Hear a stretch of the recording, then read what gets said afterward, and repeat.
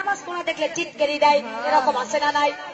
কয় তুমি বড় হাজির হয়ে গেছো, কয়দিনের মন চেয়ে গেছো, মন ঠিক থাকলে কিছুই লাগে না, বলে কি বলে না? জোরে কর।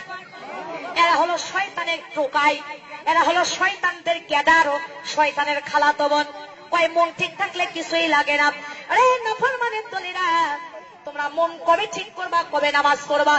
এক ওয়াক্ত নামাজ যারা কাজা দেয়, মান তারাকাতিস সালাতি মুতাআম্মিদান ফাকাদ কাফার, ইচ্ছা করে যদি কেউ এক ওয়াক্ত নামাজ কাজা দেয়, তাহলে সে ব্যক্তি নাফরমান কাফের হয়ে যায়। আর একজন ব্যক্তি যে মুসলমান, আর একজন ব্যক্তি যে কাফের, এর মধ্যে পার্থক্যই হলো বাইনাল আবদি বাইনাল কুফরি তারকুস সালাত। একজন ব্যক্তি মুসলমান, আর একজন ব্যক্তি নাফরমান, এর পার্থক্যই করে হলো 5 ওয়াক্ত নামাজ। আমার মা বোনেরা, কিন্তু কুরআনুল কারীমে এসেছে ইন্নাস সালাতা তানহা আনিল ফাহশাই ওয়াল মুনকার, নিশ্চয়ই 5 ওয়াক্ত নামাজ সঠিকভাবে তোমরা যদি আদায় করো, তাহলে তোমাদের মন কোন দিকে গেছে, তোমাদের মন কোন দিকে গেছে এটা দেখার বিষয় নাই। কিন্তু তোমরা 5 ওয়াক্ত নামাজ যদি পড়ো, অন্যায় কাজ থেকে, অশ্লীল কাজ থেকে, বেহায়া কাজ থেকে, এই নামাজ তোমাকে জান্নাতের রাস্তায় নিয়ে আসবে। নামাজ নামাজ নামাজ নামাজ পরকালের জন্য নাজাত। আমার মা বোনেরা, এই নামাজ আসসালাতুল মিফতাহুল জান্নাত, নামাজ হবে জান্নাতের চাবি। আসসালাতুল মেহরাজুল মুমিনিন, নামাজ হলো মা বোন আমার মুমিনদের জন্য একটা মিরাজ। এটাই হলো আল্লাহর সাথে দিদার হয়ে যায় নামাজের মধ্যে। জোরে কোন সুবহানাল্লাহ। যারা নামাজ পড়ে তারা মুমিন, নেককার, পরহেজগার। আর যারা পড়ে না তেমন তারা কেমন নিকৃষ্ট। একটি হাদিস আপনাদের সামনে বলবো, শুনতে রাজি আছেন তো?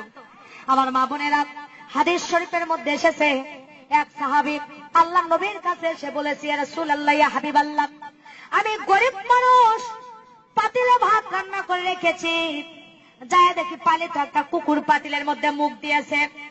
ওগো আল্লাহর নবী, বলেন তো এই পাতিলের ভাত কি আমার জন্য খাওয়া জায়েজ আছে? কারণ মুখ কেবলই দিয়েছে, কিন্তু পুরোটা খাই নাই। আল্লাহর নবী বলছে, যাও তুমি যাই ওই পাতিলের ভাত ওই যেখানে কুকুর মুখ দিয়েছে ফেলে দাও, দিয়ে তুমি পাতিলের যেখানে আছে 7টা ধোয়া দিয়ে তুমি খেয়ে নাও। আল্লাহ নবীর সাহাবী বাড়িতে আছেন, আসে দেখি ওই পাতিলের মধ্যে পালিত একটা বিড়াল আমার মুখ দিয়েছে। আবার নবীর কাছে গেছে, একজন পোলটা বুঝবেন, যা বলছি, ইয়া রাসূলুল্লাহ, পাতিলের মধ্যে যায় দেখি গো আবার একটা পালিত বিড়াল মুখ দিয়েছে, এখন কি খাওয়া যায় যাচ্ছে? বলে, হ্যাঁ, বিড়াল যেখানেও মুখ দিল ফেলে দাও, দিয়ে ভালোখানে তুমি আবার 3টে ধোয়া দিয়ে দাও, নিয়ে তুমি খাইয়া দাও। বাড়িতে সাহাবী এসে দেখে একজন বেনামাজি মহিলা তার পাতিলের মধ্যে হাত দিয়ে ভাত বেড়ে নিয়েছে। কিন্তু আবার নবীর কাছে গেছে, মহিলা জানে না কুকুর মুখ দিয়েছে, বিড়াল মুখ দিয়েছে।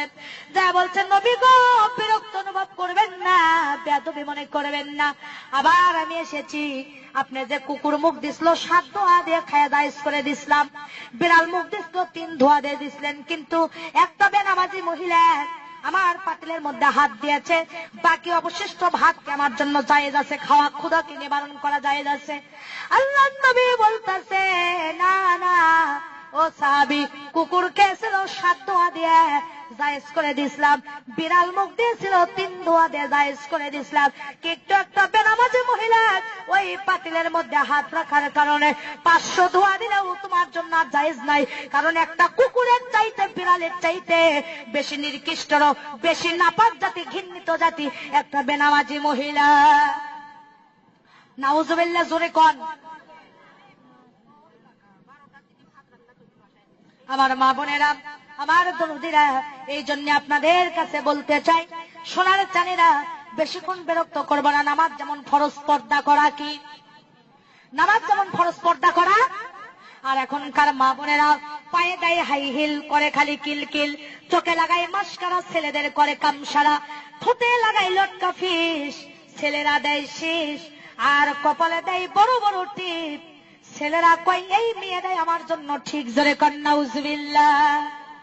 আমার মা বোনেরা, আমার দরদিরা, ব্লাউজ বানাতে বানাতে পর্দা ফরজ করে দেওয়া হয়েছে। আর আমার মায়ের জাতিরা শহরে থাকেন, মন খারাপ করবেন না।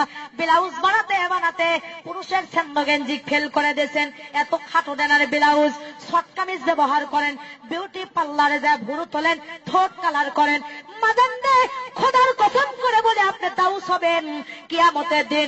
একটা বেপরদা মহিলা দাউস হয়ে যাবে। এই দাউস আল্লাহ জান্নাতে যাওয়া তো দূরের কথা, জান্নাতের বাসনাও তার নাকে পাবে না। টাকা পয়সা আলা হয়ে তোমার কোনো দাম নাই। আমার মা বোনেরা, পায়জামা গুলো দেখেন, স্কিন পায়জামা পরে যা দেখতে তল্লাবাসের মতো পাদা শিকল লাগে, মাথার চুল কাটে বানরের লেজের মতো করে দেয়। ধরে বলেন ঠিক না ঠিক? বোরকা যে পর্দার জন্য গো, সেই বোরকা গাওয়াত দিয়ে রন্না খান গলায় পেঁচে দেয়, বুকের ওপর দেয় না, মাথায় কাপড় দেয় না। আমি আমার ভাষায় নাম রাখছি, এরা হলো তনসেল বারা মুসলমান। এদের স্থানটা হবে তাসলিমা নাসরিনের সাথে জাহান্নামে। জোরে জোরে বলেন ঠিক না বেঠি? আমার বাজান, হক কথা বলতেছি। আমি বক্তাকে আর দাওয়াত করবেন না, তাতে যায় আসে না, কিন্তু আজকে তো আপনাদেরকে বলার সুযোগ পাইছি। জোরে বলেন ঠিক না ঠিক? মাদান রে, পর্দা করা ফরজ। কেউ জানবে হায়া বেপর্দা করে চলবা না। মোটর সাইকেলের পিছনে শ্যাম্পু করে যায়, বেগনা পুরুষেরা কয় খায় না খায় মাল একখান গেল। জোরে কোন ঠিক না ঠিক? হায় হায়, মহিলাদের চেহারা দেখে কয় মাল একখান গেল। নাউজুবিল্লাহ নাউজুবিল্লাহ। আমার মা বোনেরা রে, আমার দরদিরা রে, তোমাদের কুদরাতে পায়ে হাত দেবো রে, তোমাদের সন্তানের মতো, ছোট বোনের মতো তোমাদের কুদরাতে পায়ে হাত দিয়ে বলবো, মাগন মরে একদিন তোমরা যাবা, কবরের মেহমান একদিন হবা। তোমরা জান কেউ নামাজ ছেড়ে দিও না, আর ফরজ পর্দা জান তোমরা কেউ ছেড়ে দিও না। মাথার একটা চুল যদি কোনো বেগনা পুরুষ দেখে গো মা, কিয়ামতের দিন 71টা চুলের বেগনা পুরুষকে দেখানোর কারণে একটা চুলের পরিবর্তে 70টি সাপ তোমার মাথায় বেউড়ো করে দেওয়া হবে। মা বোনেরা আমার, খবরদার খবরদার, তোমরা কেউ বেপর্দা করে চলো না। মাথায় মাদানদের সময় থাকলে আমি মেহেরাজের ঘটনাটা বলে যেতাম, কিন্তু 12টা ব্যক্তিতে আমার মাদান আল্লাহ যদি কোনোদিন নিয়ে আসে, আল্লাহ নবী 7টি দৃশ্য মেয়েদের ব্যাপারে মেহেরাজে দেখে এসেছেন। কোনোদিন যদি এলাকার আশেপাশে এসে আপনারা যাবেন বলে দেব।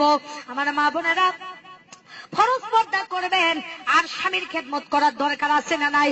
আজকে দেখেন অফিসারেরা সালাম পায়, কিস্তির সাহেব সালাম পায়, নিজের স্বামী সালাম পায় না। জোরে কোন ঠিক না ঠিক?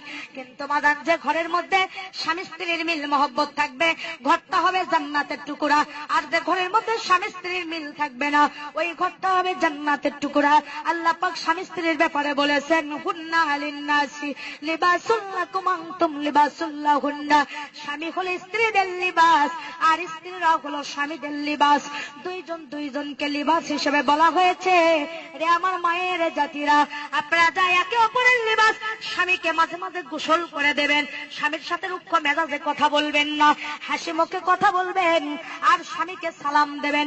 হযরত আয়েশা সিদ্দিকা হুজুর সাল্লাল্লাহু আলাইহি সাল্লামকে মাঝে মাঝে গোসল করে দিতেছেন। একদিন হুজুরকে আয়েশা গোসল করে দিচ্ছে, হুজুরের খুশির জবা লেগে আম্মা আয়েশার বুড়ো লোকের আঙ্গুল ফেটে গেছে।